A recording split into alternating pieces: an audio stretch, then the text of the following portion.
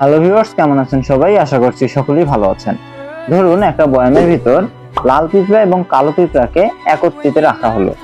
তখন কিন্তু তাদের মধ্যে কিচ্ছু হবে না, তারা নর্মালি চলাফেরা করবে কিংবা তাদের মতো করে থাকবে।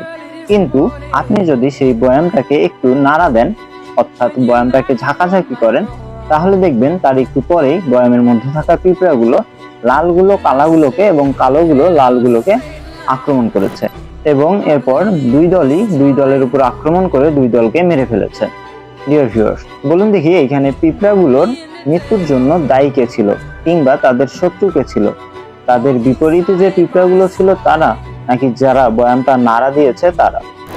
প্রকৃতপক্ষে এখানে পিঁপড়াদের শত্রু কিন্তু যে বয়ামটা ঝাঁকিয়েছে সে নিজে।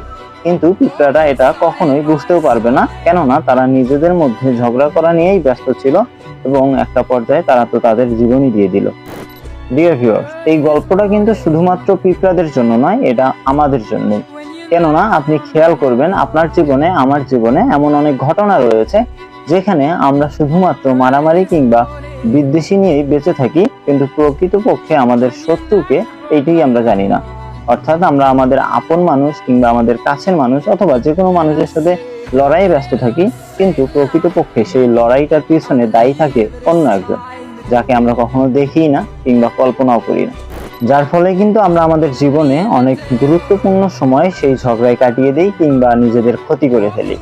আর এর জন্য আমাদের উচিত সর্বপ্রথম ভাবনা চিন্তা করা যে আমাদের জীবনে এখন যারা শত্রু আছে তারা কি প্রকৃতপক্ষে আমাদের শত্রু, নাকি তাদের আড়ালে রয়েছে আমাদের প্রকৃত শত্রু।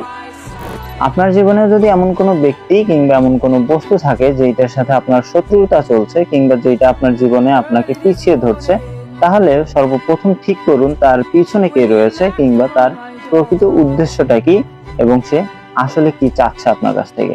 আপনি যদি প্রকৃতপক্ষে কারণটাকে বের করতে পারেন তাহলে আপনি সেই সমস্যার সমাধান করতে পারবেন। আশা করছি বুঝতে পেরেছেন। আশা করছি ভিডিওটি আপনাদের ভালো লেগেছে। খুদা হাফেজ।